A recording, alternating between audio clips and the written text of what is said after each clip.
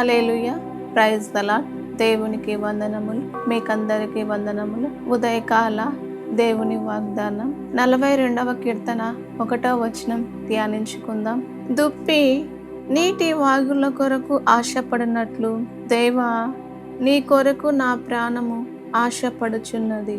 వాక్యంలో చూస్తున్నట్లుగా దుప్పి దహము కోసము ఏ విధంగా అయితే దహము కొనుచు ఆశపడుచు ఉన్నదో, నీటి కొరకు ఏ విధంగా అయితే దుప్పి ఎదురు చూస్తూ ఉన్నదో, దేవుని కొరకు మనము ఎదురు చూపులతో మనము దేవుని చూడాలి. దేవుని స్వరం వినాలని, దేవుని మందిరములో నివాసం చేయాలని, దేవుని సన్నిధిలో ఉండాలని మనము ఆశపడాలి.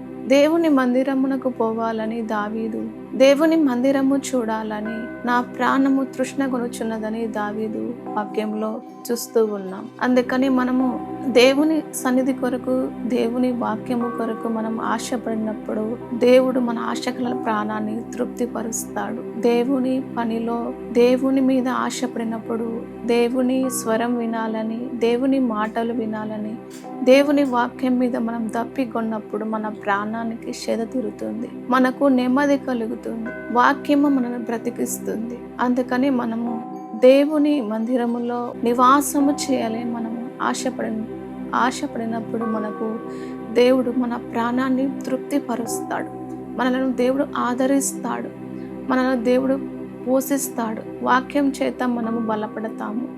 అందుకని మనము దుప్పి ఏ విధంగా అయితే ఆశపడుచు ఉన్నదో మనము కూడా దేవుని మీద ఆశపడినప్పుడు దేవుడు మనల్ని కాపాడుతాడు, మన ప్రాణాన్ని సరిదీరుస్తాడు. దేవుడి వాగ్దానం నెరవేర్చును గాక.